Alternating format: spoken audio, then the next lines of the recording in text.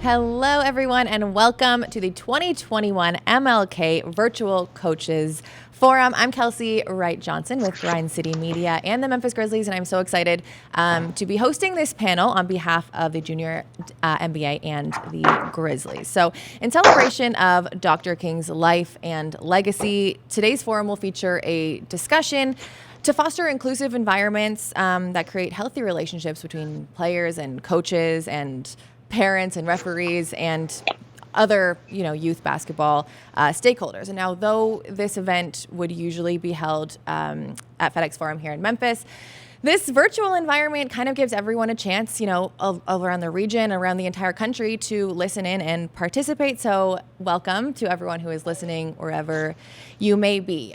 Before we do jump in, just as a matter of housekeeping, everyone who pre-registered for today's Coaches Forum was entered into a draw to win a signed John Morant basketball. So after this forum, make sure that you are following along us on social at MemGrizzYouth. That's Twitter, Facebook, Instagram, to see if you won the basketball. Pretty cool prize. Now, I am pleased to introduce our lovely panelists. It features individuals who have not only played and coached at high levels, but the highest levels, but who are also using sports as a vehicle for change.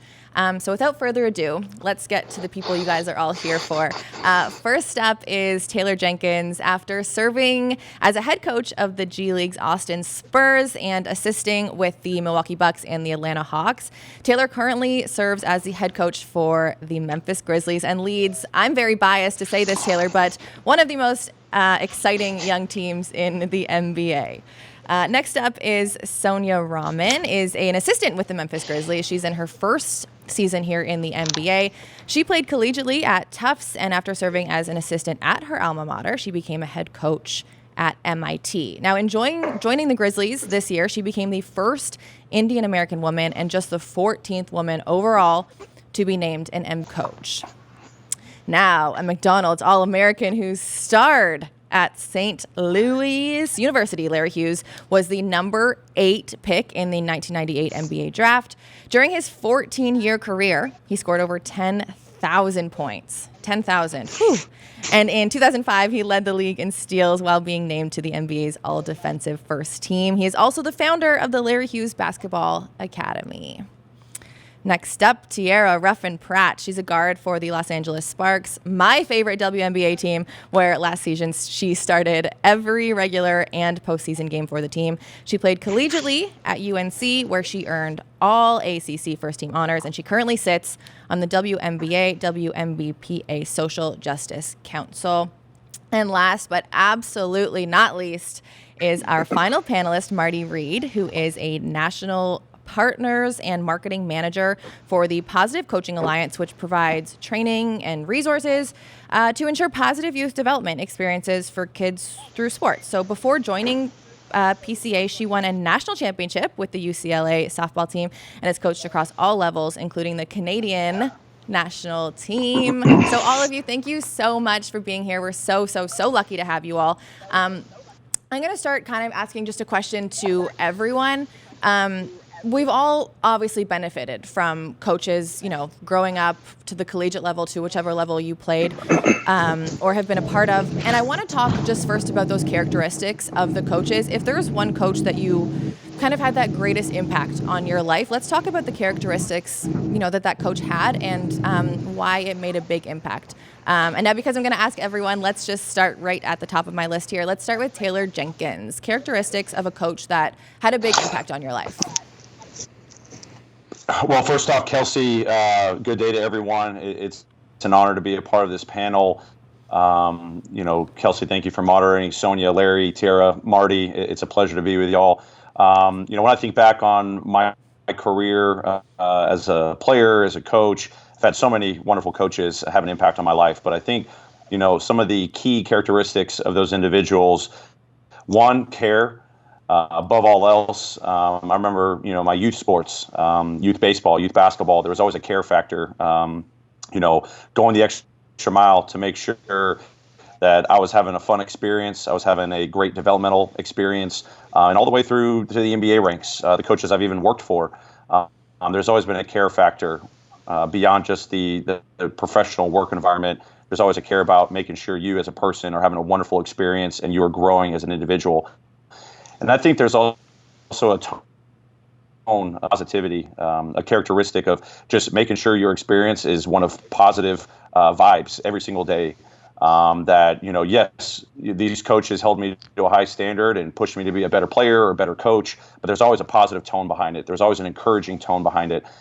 And that really stuck out to me, where now, being in the NBA for a number of years and coaching professionally for a number of years, I hold that deep inside me of how can I care for people, not just our players, but for our staff, and how can I always have a positive spirit each and every day. That's the things that you can control. The results are the results in sports and in life, but every single day, can I care for people, can I have a positive attitude.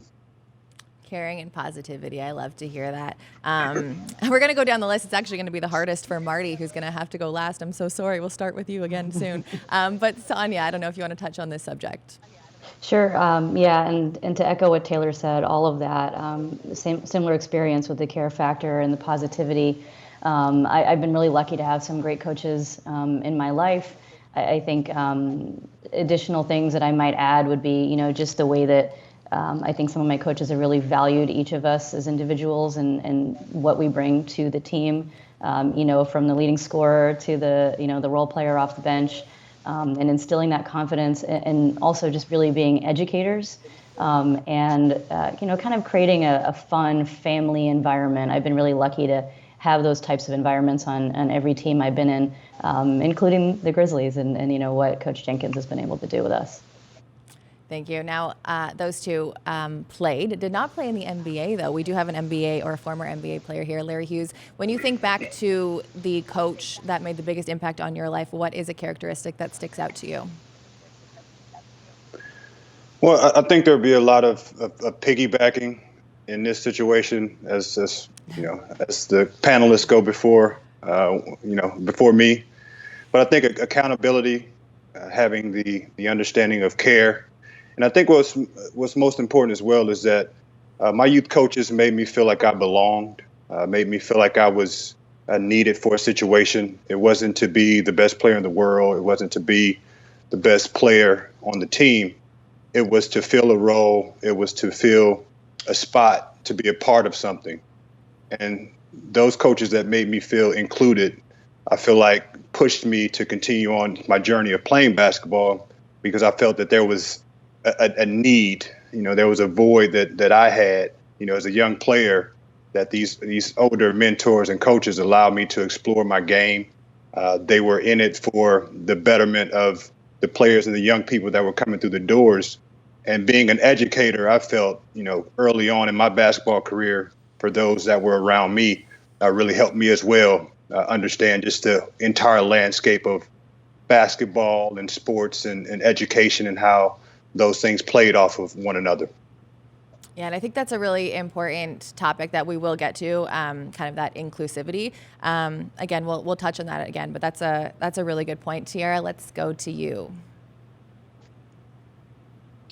I think one of the most important characteristics probably would have to be trustworthy.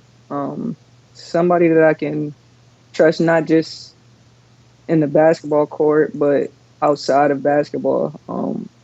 Someone that's caring, like the others have said, and someone who pushes me to be a better person, as well as a better basketball player. And those people are the ones who stick, and those people who become family. And when you look at it like that, it's hard. It's hard to just let those type of people like leave your life. Every coach that you encounter, you want them to leave a lasting impact on your life in some way, starting from the youth all the way up to me being a professional in the WNBA. Some coach has left some type of impact on my life, but the greatest ones have been those that I can trust, and those who have encouraged me to be a better human being at the end of the day. That's so nice. And now we've heard from 4 basketball players and coaches. We're going to take another spin. Marty, like I mentioned, she won a national championship with UCLA. It's the softball team, and then has coached on the Canadian national level. So from your experience, I'm just putting words into your mouth, but coaches, it may seem like they have the same characteristics, but from your experience, feel free to piggyback because I know you're going up last, but let's go to Marty. What characteristics stand out for you in the coaching? Thank you. I mean, I do agree with everything everyone else has said as well, but my coach that I remember most is the first coach I had when I was 9 years old, who saw greatness in me before I even saw it in myself. And, just like everyone else said, they were the caring adults. They cared about me beyond my physical ability.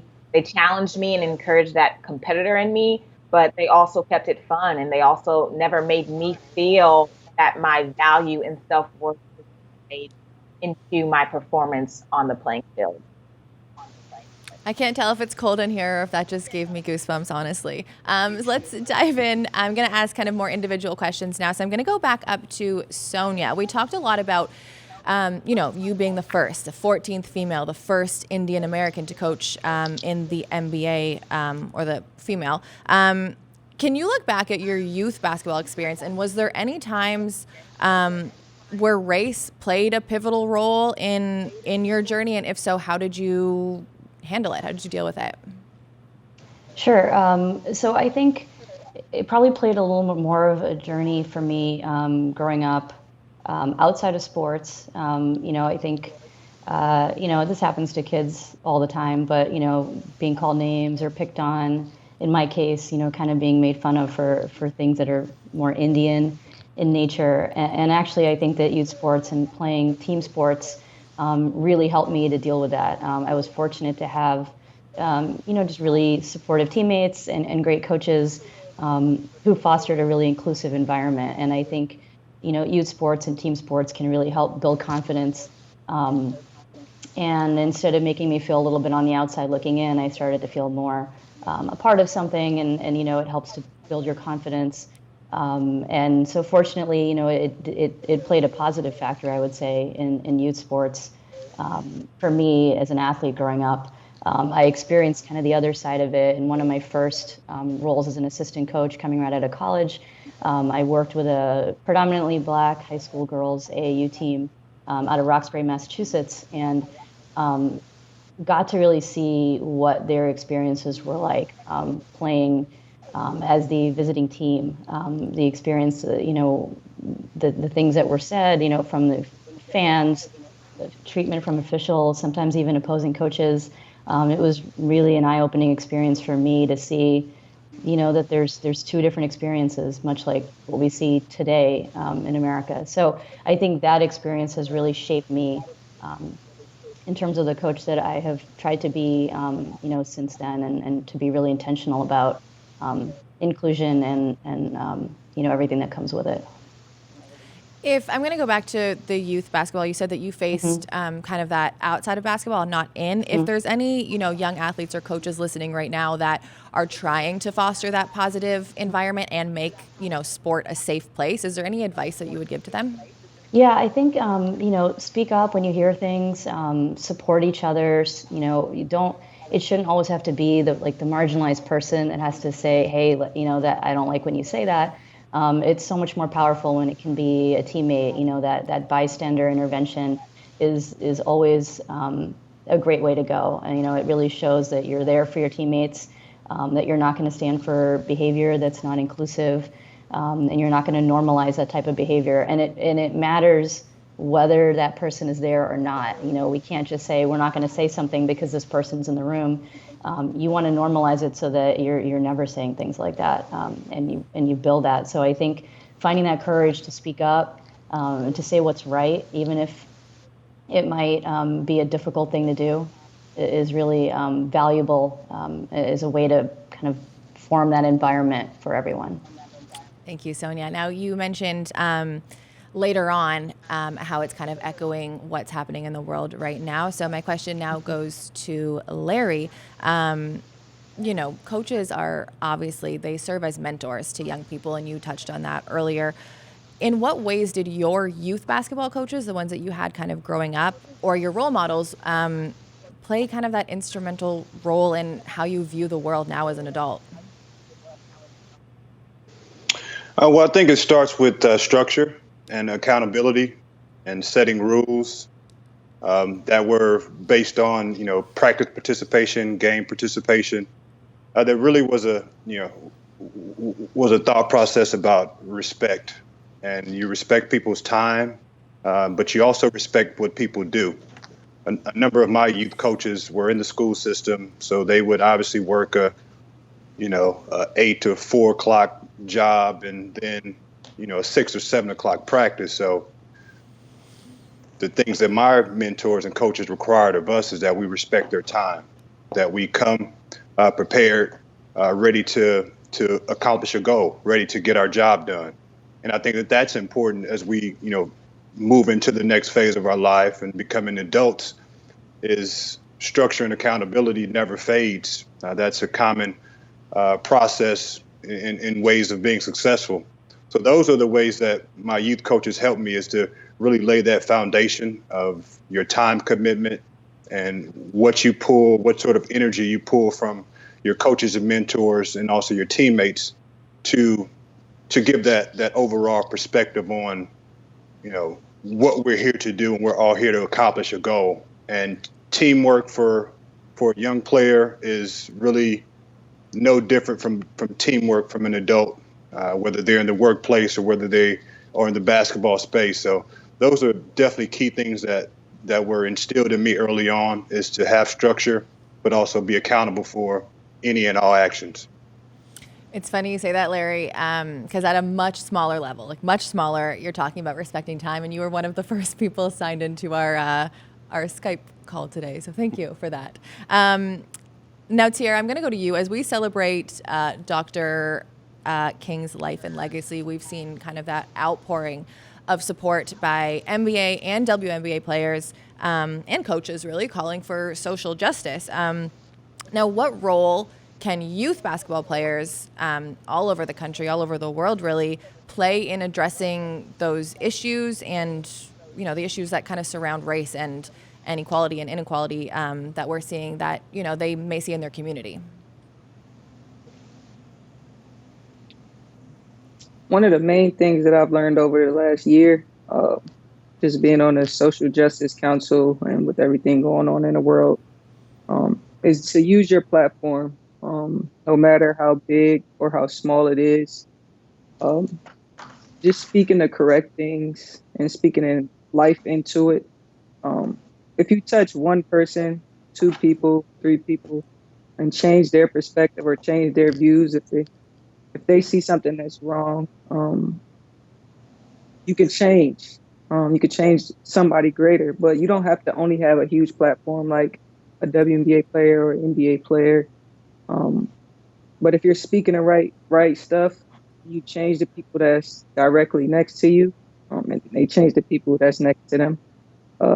Anything is possible. So I just say use your platform, the people that you're around. Make sure you guys are speaking life into each other, and trying to be the change, not just sit back and watch. If you see something, say something. And that's probably the most important thing that I've learned, is to be able to use my platform, because I was always a quiet, shy person and I didn't really talk much. But being able to use my social media platform and every media platform with the WNBA to just speak out about things that are going on and all of the injustices in the world, that has been one of the biggest things that I've learned. And anybody can do it, because social media, you have them at such a young age now. Kids starting at the age 5, 6, 7, their parents are using their social media. So just making sure you post the right stuff and introduce the right stuff to the right people and the people around you. I think that's the most important thing, using that platform. Yeah, I think you touched on a really important thing too there is social media. And because everyone is on social media now, it is about spreading the message. And if you hit one or two people, I think that's a really good point. Now, Taylor, we're going to go to you. In terms of that coaches side, what roles do you think coaches should play in educating and, supporting their youth players in confronting those issues of the racial and social injustices and justices moving forward? Yeah, Kelcey, I'd say, in my experience as being a player and as a coach, when you're a coach, we're educators at the end of the day. It doesn't matter if you're a youth level coach, you're a collegiate level coach, you're a pro level coach. Your main job is to educate and to teach. Obviously, in sports, you're teaching sports, but the special coaches I've been around have really taken upon themselves to really, when we talk about that care factor and investment in the people that they work with and the players that they work with. Larry's spoken to that, Tierra's spoken to that, is you have a responsibility to educate not just in the workspace, the sports space, but in the life space. When you think about it as a coach or as a player, we're human beings 24/7. We're human beings before we step onto the floor or step onto the field or we put on that coach's hat or we put on that uniform as a player. And as a coach, I think it's really important to recognize that sports is important in bringing people together and creating that teamwork and those great qualities of accountability and responsibility, all life lessons. But there's something deeper in sports that we can pull out of as a coach, as a player, that can carry us from our youth to our adulthood, of recognizing what can we learn from those around us to help us prepare for life after. Larry spoke to that. Some of the coaches that were impactful to him prepared him for his adulthood. And I think especially as it relates to, racial and social justice, right now, even adults are struggling with understanding what's going on in our country and what is our history really had and its underlying core. And now we're seeing it full force about how do we handle what's going on and how do we prepare for a better present and a better future. I think as coaches, especially with youth level athletes, it's important to foster that environment to say sports is important, but let's talk about what life is right now and what life can be for you and for your loved ones and what responsibility you have to make a difference in this world, not just as an athlete, but as a person, because you're a person before you're an athlete. You're a person before you're a coach. So I think it's important that coaches understand the responsibility as educators. It's big to be an educator, when it comes to athletics, but you have more responsibility to talk about the things that impact life even greater in the youth's life. Whether you're working with an 8-year-old or a 14-year-old, what are they going to be facing when they're 20, 30, 40, 50, 60, and what are they going to pass on to the next generations? So I think we have a pivotal opportunity to be that first line to really educate people on the meaning of life outside of sports, and when it comes to racial and social justice, how important it is to make a difference, to create equality for all. I think that's something that coaches, if they embrace that and can really at the youth level make that impactful, it'll hopefully change the future generations and create a better country that we're all striving for. Now, Coach, you have, when you were in the bubble last season, you wore the Coaches for Racial Justice. You've talked a lot in your media availabilities about some issues, and you've had meetings with the team. And I'm wondering if a lot of the youth coaches that are watching right now may, and I'm not looking for like a how-to guide, but maybe you could talk a little bit about the meetings that you've had, you're having with a grown-up, adult, professional team, like tips that they could maybe use to kind of continue educating their youth teams. Yeah, I think some of the other panelists have said it, Kelcey. I mentioned it in my first comments about fostering an environment of positivity. And with our team, we've got players and staff from different ages, different backgrounds, different races, different opinions. But as a coach and as a leader, of a team, fostering that environment of inclusion where we can sit down and say, hey, let's put sports on a pause and let's talk about deeper issues that we all are maybe struggling with, that we have ideas and we have things in our heart that we may be struggling to get out there. And I think having those, uncomfortable conversations at time, those positive conversations at time that need to be frequent, they need to be more prevalent. I think that's something as coaches, we can every now and then just put a pause on what our day in and day out from a work standpoint can be, and say, let's turn our gears to life and what we're facing. What are you facing? What are your families facing? What are your communities facing? And how can we be better? And just having an environment where everyone can feel the support and the love and the care and the openness can just lead to so many wonderful ideas, and that can ultimately, hopefully, lead to so many wonderful acts of change. So I think that's been big. If that's a tip that coaches can take, it's good to sometimes just take a pause and say, let's talk about the things that really matter in life, because hopefully that brings us together so that we can make an impact outside the playing fields and feel even more unified on the playing field to show the signs of change. Now, Marty, as part of the Positive Coaching Alliance, can you touch on why you think it's so important for coaches to stress that inclusivity? Is that a word? To be inclusive, especially at that youth level? Yes, absolutely. I mean, starting young is a crucial time for development. We actually call this at Positive Coaching Alliance the development zone. It's not entertainment sports. We're talking about high school and below, where, this time is so crucial for the influence and the shaping of a youth's mind. It's so pure and available. I believe it was Frederick Douglass who said it's easier to build strong children than to repair broken men. So if we start off the right way, we'll have, future leaders and champions of diversity and inclusion as adults. It will no longer be a goal to reach, but instead a way of life. It'll be a part of our culture. It'll be, inclusion will be the norm. So I think the demographics of the U.S. are changing, and we must increase access and stress inclusion, or, the game won't grow. That's really well said, too. Now, because you talk about, that you have discussed this with your Positive Coaching Alliance, what are the parallels that coaches, specific ways that coaches can use this and say, this is the characteristics you have as a basketball player, baseball player, hockey, or football, and these are the characteristics, attributes that we want to have as humans in life? What are ways that coaches can bring those two together?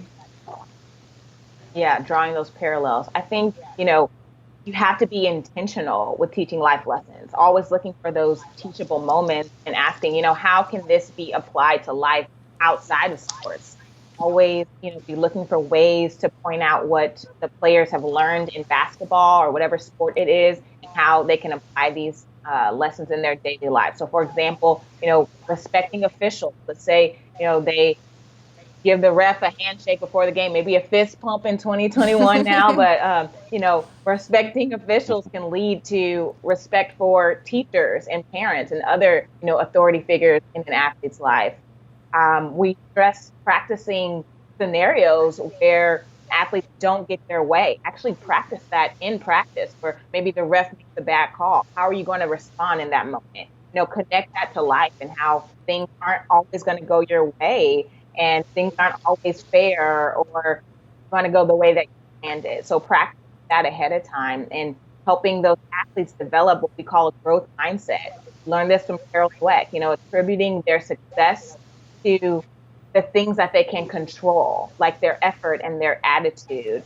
Instead of saying to the kid, oh, wow, you're such a natural shooter, say, you've been working really hard in practice on your shooting and it shows. So you're attributing that success to the effort behind the result rather than, a natural ability. And that is something that's in their control, and you'll build up their belief in themselves and their ability to learn and be resilient in the face of challenges. You bring up a really good point there, Marty, about situations that maybe, don't go your way in practicing that. I'm going to revert back to Coach Jenkins for a quick second. Coach, how would you recommend handling a situation where your beliefs in inclusion or in social change just don't line up with a player, or for the youth's sake, like a parent or a different coach? Yeah, Kelcey, I say you have to bring people together. You have to have the conversations. But before that even can happen, and I'll talk more about that, we've all been talking about the relationships, the environments that you're creating. There has to be, it was just said, Marty just said, something intentional about building those relationships. There has to be a care factor amongst the people, coaches amongst coaches, coaches amongst players, and to the point where you're showing that you care about these individuals more than just athletes. You care more about them as people, and all the things that Tierra just talked about. Hopefully they feel that that care is truly there and it means something. It builds that trust, it builds that rapport, so that when a moment like that does happen, where you're faced with a situation where there may be conflicting views on, inclusion, and whether that's with players or parents, they all know that you're about helping the people that you're working with be better people, not just better players, but you truly care for them, you truly love them, you truly support them, so that when you try to bring people that may have differing opinions together, there's a reason behind it. It's not just to check a box and say, well, this is what everyone else is doing. We just got to get together and just kind of make sure we're all, all good, and we gloss over it. Because in tough times, there is a need to have uncomfortable conversations. There's got to be a willingness to open up and give and speak your mind and speak your heart. But on the other side, especially as coaches, you got to be able to listen. I think right now with what we're seeing in our country, just human to human, American, we need to find a better ability to be able to sit down and peacefully talk. And even if we have differing opinions and it may be hard to receive what the other side is saying, work to find common ground and to find something better for everyone involved. But you can't get to that point unless people know that you care and that the outcome that you're trying to get from bringing people together is for the benefit of them and those around them. So I think as coaches, it starts with the relationships and creating that positive environment where it's more than just basketball or more than sports. And that when you do have to face a tough conversation, you can sit down and say, hey, I have some opinions that I feel strongly about that you may not agree with, but I'm going to listen to you and I'm going to understand where you're coming from and how can we work on this together and how can we collaborate in making this a better situation for everyone and hopefully find a better common ground and a better future. That's the coaching side of things. So let's go to the player side of things. Tierra, you are the only current player right now. As a WNBA player, obviously your parent doesn't have a direct, easy line to your coach all the time. But think about going back to your youth. What would you do, how if your parent and your coach see things differently, what can a youth player do to bridge that gap between the two? I think one of the main things that I seen when I was growing up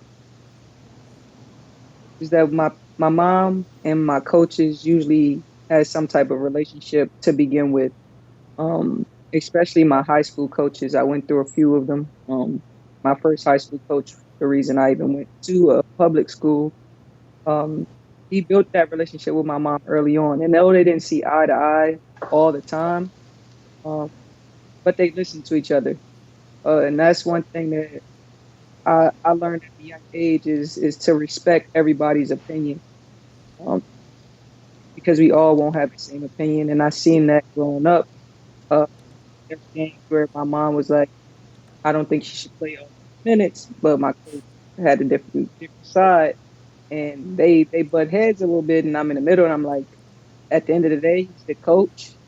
So you have to respect like his decision to do whatever he thinks is best for the team. And I think my mom kind of understood that. And I think nowadays the parents have so much control over what goes on the court between the coaches and players that the kids feel like if whatever the parents say goes. But once you join a team, you have to understand that the coach is in control over what goes on with the team.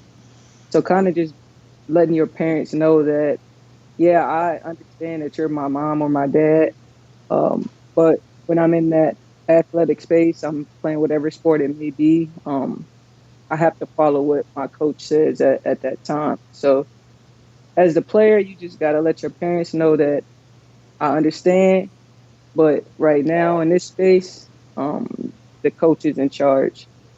And the parents have to understand that that's what it is. And you can pick and choose where you want your kid to play all the way up until the professional level. But if you bounce around from different team to team, it doesn't always look the best as a player. So at some point you have to learn to take control of your path, and parents have to understand. Tierra, I think that's a really relatable situation that youth deal with, is that conflict between parent and coach. At times, I won't say all the time.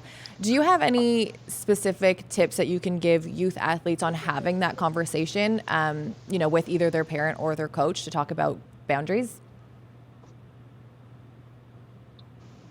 The main thing is having that as a player, kid, or aspect.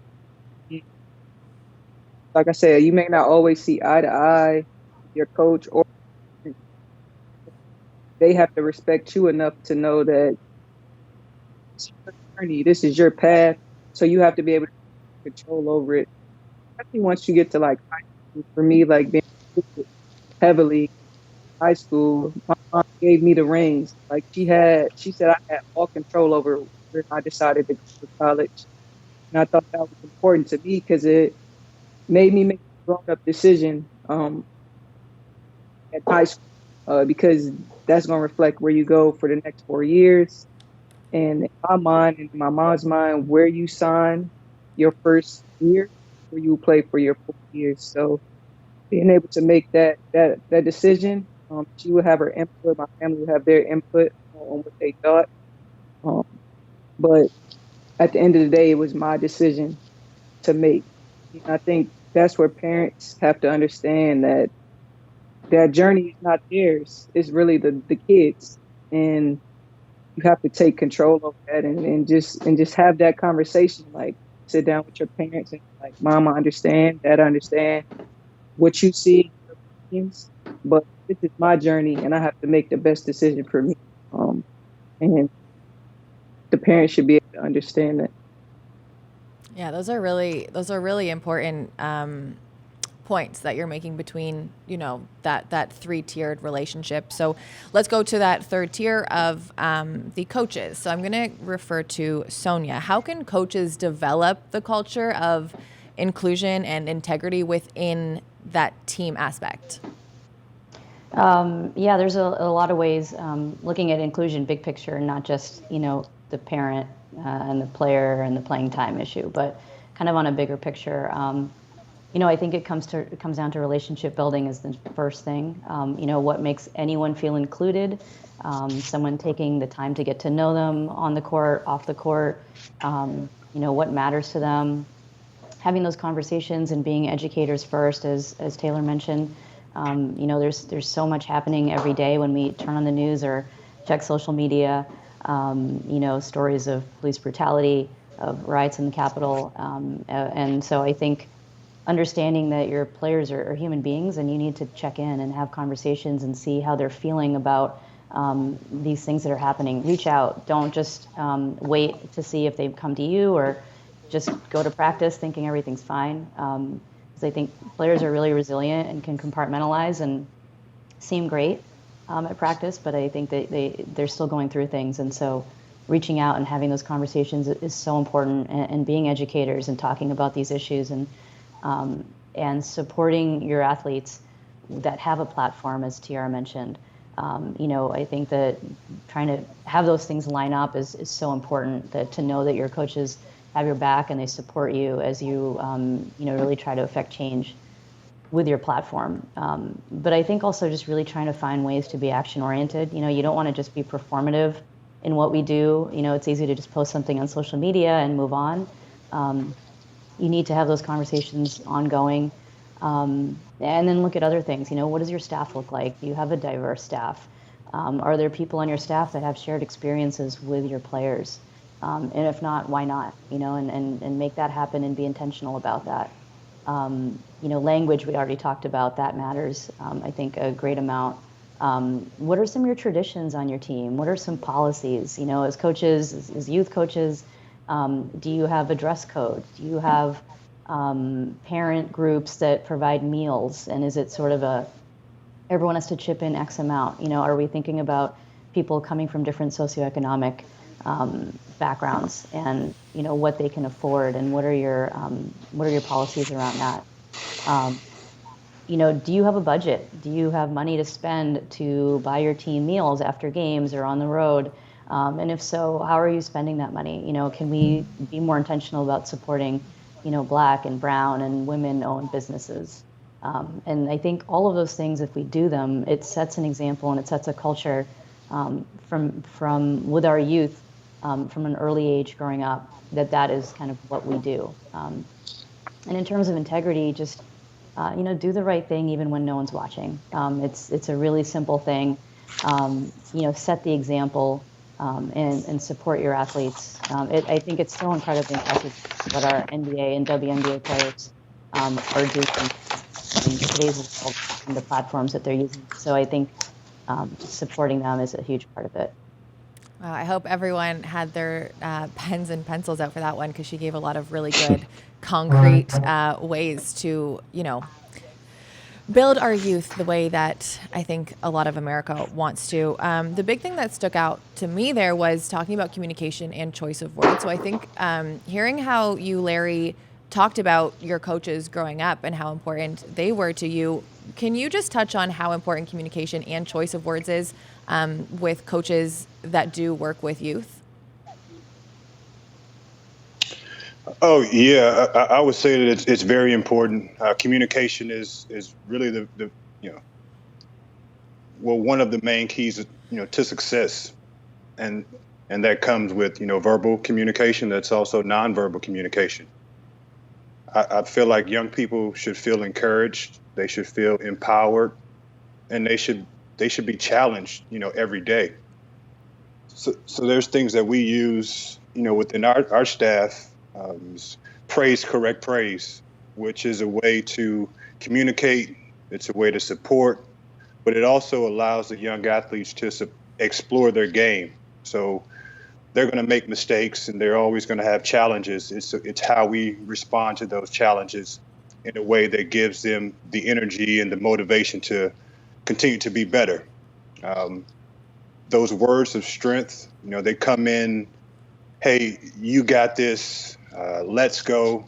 These are all words that prompt you to be better than you were the last play. So I think communication is also about perspective.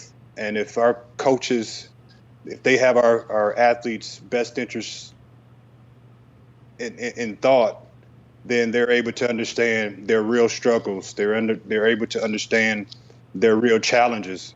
And that's a way that we could get away from the negative energy, the negative thoughts of communication to the young people. So I would always encourage our staff of coaches and developers to, create an environment of positive reinforcement and making sure that we're using our principles to motivate our young people. And basketball is completely the vehicle that we use to teach character development, to teach life skills. These are all the things that we use in a communication way to make it fun, but also keep it, in the basketball space. Larry, would you? And there's also a balance of honesty over harmony. There's a balance of honesty over harmony, meaning is that you can have conversations with the young people, and it not always be good. It may not always be something they want to hear. But if you're honest in that process and you have their best interest at hand, the communication becomes a lot easier. When communicating with these youth, you talked about verbal and nonverbal. Could you give, a couple examples of the nonverbal communication that can create that positive environment? Well, the nonverbal comes in the eyes, obviously the body language, just in the basketball space. If a kid turns the basketball over, and he sees his coach turn around and storm down the bench to go pull somebody to sub him out, that's negative communication. That's bad energy. So kids pick up on that, and basketball is a game of reaction, and things happen, and you never want to pigeonhole or hold a kid back because they're concerned about how that coach is going to react. It's not necessarily what that coach says to that athlete, it's about how they react. And a lot of times kids remember the reaction even more than the communication. I like that a lot, actually. And I think this transitions into a question I have for Marty as well. We talk about, those verbals and nonverbals communicating with athletes, especially youth athletes, and when they're playing, when they're off the court. But Marty, can we talk a little bit back on parents? And if you could touch on those verbal and nonverbal ways of how parents can play a role in developing good characters in athletes, but also in just good human beings growing up. Yeah, absolutely. I think the parent's role is so important. I mean, we've talked about how important the coach's role is, but the coach can say all the right things to the kid, and it could be ruined in a 5-minute car ride if a parent's saying something completely different. So when parents are trying to build athletes of character, they have to focus on, teaching life lessons and letting the coaches do the coaching and the players do the playing. Your job as a parent is to have that positive reinforcement, to tell your kid that you just love watching them play, be their biggest support system rather than trying to, be the coach and worry about the X's and O's. And I think that it really starts with modeling and rewarding the type of behavior and the values that you want to see in your kid. If you're only recognizing and rewarding them for wins and stats and scoreboard results, then they're only going to value those things. So as a parent, we have to intentionally recognize and reward effort regardless of the result. Value teamwork and how they treat their teammates. Your kid might be like, Mom or Dad, I scored 25 points tonight. And you could be like, that's great. How did the team do? And they're like, oh, we lost. Okay, well, how could you have made your teammates better? How could you have, worked better with the team? So, and achieve a team goal together. So focusing on those teachable moments and allowing your kids to fail and learn from that failure is so important. I always say that sports is the safest place for kids to fail and practice bouncing back. So as parents, we can't be afraid to be vulnerable and being honest and open with our kids when we make mistakes, or when we don't have all the answers. It's okay. So I think as parents, we often want to come off as perfect, but we're not perfect. No one's perfect. We're going to make mistakes. And it's important to help our kids, learn to face their mistakes with courage and to be brave and, ready to bounce back and be better the next time. Incredibly well said, Marty. I'm just going to go through everyone now. If you guys have some closing thoughts for all the coaches watching, or if you have advice moving forward that we haven't already touched on, let's go reverse this time for Marty doesn't have to go last again. I'm going to go right back to Marty. Do you have anything you just want to end on, or anything you want to say to all the coaches across the country that may be watching this morning? Oh, yes. I mean, when it comes to race specifically, I just think we have to continue to have open and honest conversations and, the realities of our U.S. history. And we can read books and watch movies with our athletes that assist in starting these conversations around this topic of race and inclusion. And, parents can create more diverse situations for their kids by seeking out environments where diversity and inclusion and where there is diversity and inclusion and people are treated equally, and it can't stop here with this conversation. We have to continue to move on and continue to, apply the things that we've learned here in life and continue to move the needle forward. So thank you so much. And I appreciate just being on this panel with everyone and all the expertise that they've shared. It's been amazing. We really appreciate you being here with us too, Marty. Next up, let's go to Tierra. If there's anything you just want to say to everyone watching. I think one of the most important things we all have to just come together as one. I know there's only one race, and that's the human race. And I think once we all understand that, the world will be a better place. And that can start in sports, because we're starting at younger and younger ages nowadays. And if we are instilling some great values into the kids at a younger age, they'll grow up to be better adults. So just take that piece and run with it. I'm so thankful that you guys allowed me to be a part of this panel, and speak my piece and listen to all of the other guys who've been part of it. It's been great. And I hope all learn these things being on here today because we're all still able to learn and grow, even in our age. So thank you guys.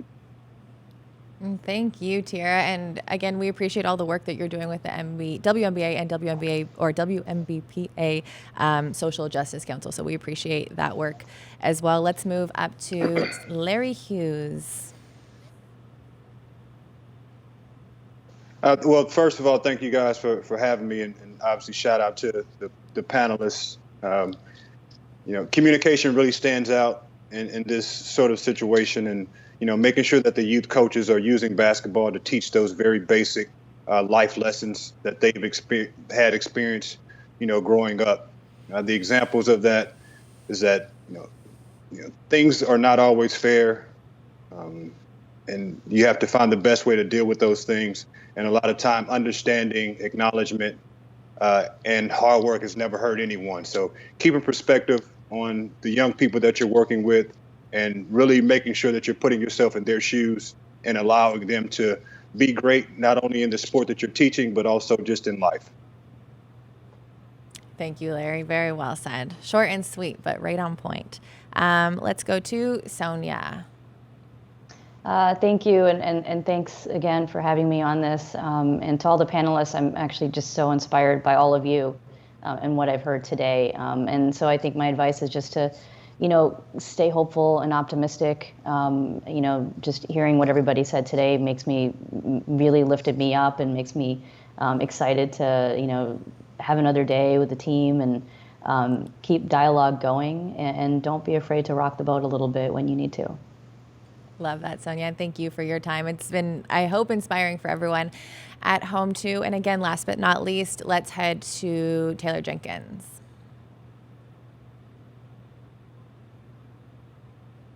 Marty, Larry, Sonia, Tierra, Kelcey, this forum is amazing. I'm constantly learning new things on how I can be a better coach, and hopefully everyone that's participating today can also take bits and pieces to apply, not just as a coach or as a player, but as a person. And I think if coaches can always just remember the big picture and recognize the role and responsibility they have, they can make a lasting impact. If they can make an impact in just one person's life, an entire team's life, or individuals and teams one after the other, they're doing an amazing thing. It's obviously one thing to be competitive and go out there and make sure the X's and O's are right, and players are getting better to perform better on the floor. But if we can really dive in and build those, impactful relationships that can help people become better people, you can have a lasting effect. And if you walk in every single day as a coach with the ups and downs of sport in general, and recognize, am I making a positive change in people's lives? The coaches that mean so much to me, I've been in contact with them for decades. And they're always focusing on how am I doing as a coach and in work, but even more so, how am I doing in life? And I think that's just really meaningful to me. So hopefully there's so many great things that everyone can take from this panel. I've taken a whole lot of great things, and it just continues to inspire me to recognize the difference I can make as an educator, as a teacher, as a coach, as a person, with my honor of being the head coach of the Grizzlies. So I wish everyone a great 2021 and enjoy MLK Day and a great celebration behind it. Thank you, Taylor. And thank you to all 5 of you. I can't tell you how much we appreciate all your time and you guys taking the time to chat with us today. I hope everyone watching enjoyed it as well and learned some valuable lessons, got some valuable tips. That being said, the conversation does not end here. It's not done now that this panel is over. We encourage everyone to be, positive role models and leaders in their communities, especially in that coaching role where you have such an impact on youth's lives. If anyone out there needs aids in how to do that or how to move forward, there's tons of tips at juniormba.com. And of course, follow along with the Memphis Youth Basketball on all your socials. They're always putting out tips and tricks. And of course, be sure to tune in today and cheer on the Memphis Grizzlies for the MLK celebration game. It's at 4 p.m. Central Time. It's the Grizzlies taking on the Phoenix Suns on TNT. So thank you, everyone, for tuning in.